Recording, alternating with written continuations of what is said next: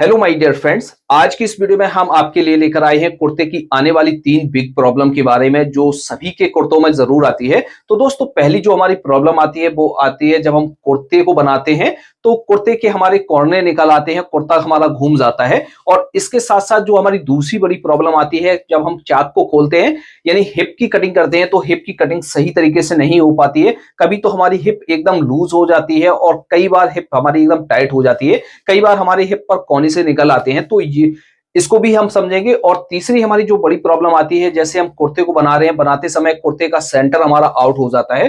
तो आज की इस वीडियो में हम इसी पर बात करेंगे और बहुत से लोगों का कमेंट भी था इस चीज को लेकर। फ्रेंड्स, आज की इस वीडियो में हम आपको बहुत ही सिंपल तरीके से और बहुत ही कम समय में ये सारी प्रॉब्लम जैसे आपकी आती है उनको सॉल्व करना बताएंगे। वीडियो शुरू करने से पहले हम आपके साथ एक जानकारी और शेयर करना चाहते हैं। जैसे आपको भी फुल स्टिचिंग का काम सीखना है, घर बैठे सीखना है, चाहे किसी भी काम को आप सीखना चाहते हैं, लेडीज सीखना चाहते हैं या जेंट्स काम सीखना चाहते हैं या प्रॉपरली तरीके से आप कुर्ते का और पजामे का काम सीखना चाहते हैं, तो हम आपके लिए लेकर आए बहुत ही कम समय में और बहुत ही कम प्राइस के साथ सभी तरह के कुर्ते की कटिंग करना और सभी तरह के पजामे की कटिंग करना बहुत ही कम प्राइस के साथ। तो जैसे आपको काम को सीखना है और आप इसकी डिटेल लेना चाहते हैं तो स्क्रीन पर हमने एक व्हाट्सएप नंबर दिया हुआ है, वहां पर जाकर आप हमसे इस कोर्स की डिटेल ले सकते हैं। तो चलिए दोस्तों, आज की वीडियो को शुरू करते हैं। दोस्तों, अब जो हमारी यहाँ पर जो हिप पर प्रॉब्लम आती है, तो हमारी ये प्रॉब्लम किस वजह से आती है? कभी हमारी हिप लूज हो जाती है, कभी हमारी हिप टाइट हो जाती है, कई बार हिप के कोने निकल आते हैं और कुर्ता हमारा घूमने लगता है। तो ये प्रॉब्लम किस वजह से आती है? तो सबसे पहले तो आप जब भी कुर्ते की कटिंग कर रहे हैं तो कुर्ते की कटिंग करते समय आपको कपड़े को इस तरह से बिछाना है, अच्छी तरीके से आपको सेंटर करके बिछाना है। जैसे कई बार ऐसा होता है कपड़े में खींच होता है तो आप लोग ऊपर से मिलाकर और कपड़े को बिछा देते हैं, जिस वजह से कुर्ते के कपड़े में हमारा कैच बना रहता है और कपड़ा सीधा ना बिछने की वजह से जब हम इसकी कटिंग कर लेते हैं, करने के बाद जब हम इसको बनाकर पहन लेते हैं तो कुर्ते का जो कैच होने की वजह से कुर्ता एक तरफ लटक जाता है और एक तरफ हमारा उठ जाता है और कुर्ता हमारा घूमने भी लगता है। तो विशेष आपको ये ख्याल रखना है कि जब भी आप कुर्ते के लिए कपड़े को बिछाएंगे तो कपड़े का सेंटर आपको इस तरह से चेक कर लेना है, यहां से इस तरह से बिछा लेना है और एक बार यहां से इस तरह से कपड़े को हम इस तरह से नापेंगे, जितना हमारा यहाँ पर आ रहा है उतना ही यहाँ पर आना चाहिए। तो इस तरह से ऊपर भी हमारा 13.25 इंच आ रहा है, यहाँ भी हमारा 13.25 इंच आ रहा है। तो इस तरह से आपको सेंटर करके बिछाना है। बिछाने के बाद दोस्तों अब बात आती है हम मार्किंग किस हिसाब से करेंगे। मार्किंग करना भी आपको अच्छी तरीके से आना चाहिए। तो यहाँ पर जैसे आपने हिप का नाप नहीं लिया हुआ है तो आप हिप का नाप जरूर लिया कीजिए कि कुर्ते में किसी की हिप ज्यादा होती है, किसी की हिप कम होती है, तो उसी के हिसाब से यहाँ पर हमारी कटिंग की जाती है। जैसे आजकल के जो लड़के हैं वो कुर्ते को फिटिंग में पहनना पसंद करते हैं, तो उनको जो है ऊपर तो थोड़ा सा लूज चाहिए होता है और नीचे हिप पर एकदम फिटिंग में चाहिए होता है। तो फिटिंग में हम किस तरह से मार्क करेंगे? और बहुत से लोग ऐसे होते हैं कि जैसे उनको यहाँ पर भी लूज चाहिए, उससे ज्यादा यहाँ पर भी लूज चाहिए, और बहुत से लोग क्या होते हैं कि यहाँ पर दोनों चीजें आपको बराबर रहनी होती हैं। तो किन किन तरीकों से हम मार्क करेंगे? अब पहले पॉइंट के बारे में हम समझ लेते हैं। जैसे जो लड़के टाइट मांगते हैं हिप पर, तो उनकी कटिंग किस तरह से करेंगे? जैसे आपने चेस्ट को नापा हुआ है और हिप को भी नापा हुआ है, जैसे आपकी हिप, जैसे हमारा चेस्ट 41 इंच है, इसी तरीके से आपकी हिप भी है, तो आप क्या करेंगे? जैसे 41 का आपको फोर्थ भाग करना है, यहाँ पर हुआ हमारा 10.25 इंच। अब यहाँ पर जैसे आपको टाइट रखना है तो कितनी लूजिंग ऐड करनी है? यहाँ पर हमने 2.25 इंच की लूजिंग ऐड की हुई थी, तो हम यहाँ पर क्या करेंगे? 1.5 इंच की लूजिंग ऐड कर लेंगे और यहाँ पर हम मार्क कर लेंगे, इस तरह से मार्क कर लेंगे टाइट में।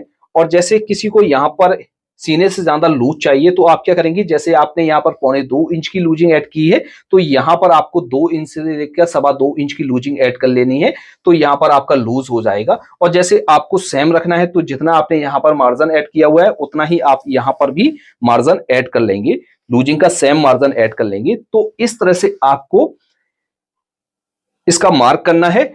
आप इस तरह से मार्क करेंगे तो आपकी कभी भी कोई भी प्रॉब्लम नहीं आएगी। अब जो दोस्तों हमारी जो और प्रॉब्लम आती है वो कुर्ते का सेंटर, यानी जब हम ताबीज बनाते हैं ताबीज भी हमारा आउट हो जाता है।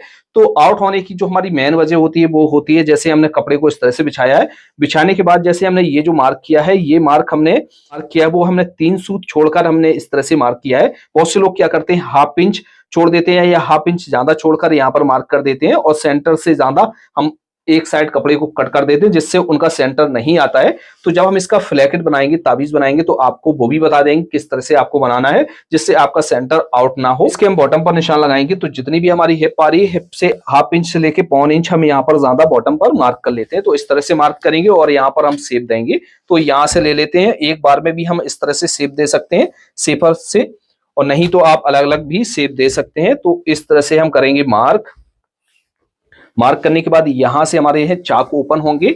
अब यहां पर भी आपको मार्क करना आना चाहिए। तो इस तरह से यहां पर तो हमारे चाक ओपन होंगे। अब इस वाले पॉइंट से हमें क्या करना है, 1.25 इंच ऊपर की तरफ एक मार्क करना है। इतना मार्जिन तो हमें छोड़ना ही होता है। इसके बाद हम इसकी पॉकेट का निशान लगाएंगे। तो यहाँ पर आपको जो पॉकेट का निशान है वो साइज के हिसाब से लगाना है। जैसे आपको 6 इंच लगाना है या 6.25 इंच लगाना है या 6.5 इंच लगाना है, तो इस तरह से आप मार्क करेंगे और यहाँ पर पॉकेट का मार्क कर लेंगे। अब यहाँ से हम 1/2 इंच अंदर की तरफ एक मार्क कर लेते हैं।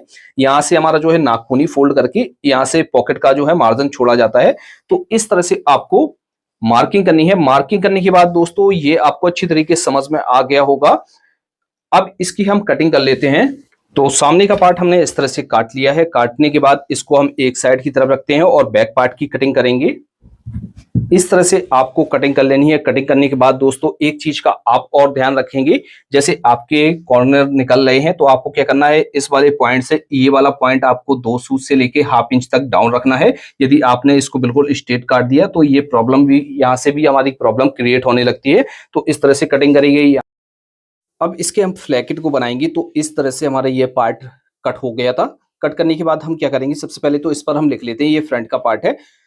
लिखने के बाद हम क्या करेंगे, यहाँ पर हम एक बीचों बीच सेंटर का मार्क कर लेंगे। ये हमारा बीचों बीच सेंटर का मार्क है और यहाँ से हम नाप कर दिखा देते हैं ये जो हमने मार्क किया हुआ है कितने सूत पर मार्क किया हुआ है। और इस पार्ट को अब इस तरह से खोल कर रखेंगे और हम यहाँ से मार्क करेंगे। सबसे मेन पॉइंट हमारा यहीं पर होता है। यदि हमने इसको ज्यादा अंदर की तरफ कट कर दिया तो हमारा सेंटर जरूर आउट होगा। और इस तरह से हमने पेस्टिंग करके इसको चिपका लिया है और ये बटन टेक के लिए ले लिया है।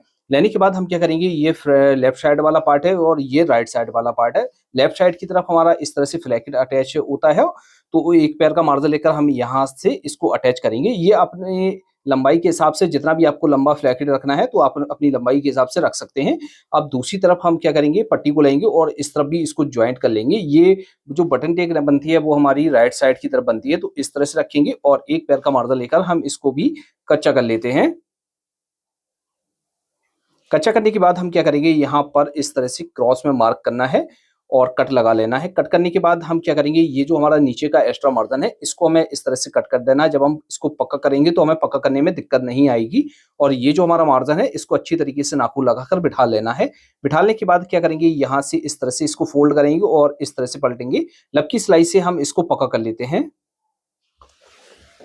जैसे आपको इसमें डबल सिलाई लगानी है तो आप डबल सिलाई भी लगा सकते हैं, नहीं तो सिंगल सिलाई हम लगा लेंगे। लगाने के बाद तो इस तरह से बटन टेक हमारी बन गई है। बनने के बाद अब इसका हम फ्लैकेट बनाएंगे, ताबीज को बनाएंगे। तो इस तरह से हम इसको सीधा कर लेते हैं। सीधा करने के बाद अब अच्छी तरीके से इसको रखेंगे और लपकी सिलाई से हम इसको पक्का करेंगे। तो हम यहाँ से सिलाई लगाना स्टार्ट करेंगे। जहां पर हमने इसको क्रॉस में कट किया हुआ था वहां तक हम सिलाई को लाएंगे और जो भी इसका नीचे का मार्जिन है उसको हमें ऊपर की तरफ लाना है। इस तरह से मार्जिन को ऊपर की तरफ कर लेना है। करने के बाद हम क्या करेंगे, इस पॉइंट तक हमें सिलाई को लाना है और यहां पर हमें अच्छी तरीके से पट्टियों की तल पर चढ़ा देनी है और यहाँ पर एक सिलाई लगा लेनी है, यानी टांकी को बांध लेना है। जो भी हमारा नीचे का मार्जिन है इस मार्जिन को आपको कट कर देना है और जो भी एक्स्ट्रा मार्जिन है इसको भी कट कर देना है। यहाँ पर हम फ्लैकेट को बनाएंगे तो यहाँ पर अच्छी तरीके से क्रॉस में इसको फोल्ड करेंगे। और दोस्तों देखिए हमारा जो सेंटर है एकदम बराबर आ रहा है। सेंटर कहीं से भी हमारा आउट नहीं है। एक आध सूत का फर्क हो जाए कोई बात नहीं होती, लेकिन ज्यादा हमारा सेंटर आउट हो जाता है तो बेकार हो जाता है। तो इस तरह से आपको पक्का करना है। पक्का करने के बाद इस बटन टेक के कपड़े को हम इस तरह से निकाल देंगे और यहाँ पर हम लपकी सिलाई से एक सिलाई लगा लेंगे। तो फ्रेंड्स इस तरह से आपको फ्लैकेट बनाना है। तो आपको अच्छी तरीके से समझ में आ गया होगा। यदि आपको इस वीडियो में कहीं पर कोई भी दिक्कत है या आपको समझ में नहीं आया तो आप हमें कमेंट बॉक्स में लिख सकते हैं। तो आज की वीडियो में इतना ही, मिलते हैं आपसे नेक्स्ट वीडियो में। Thanks for watching.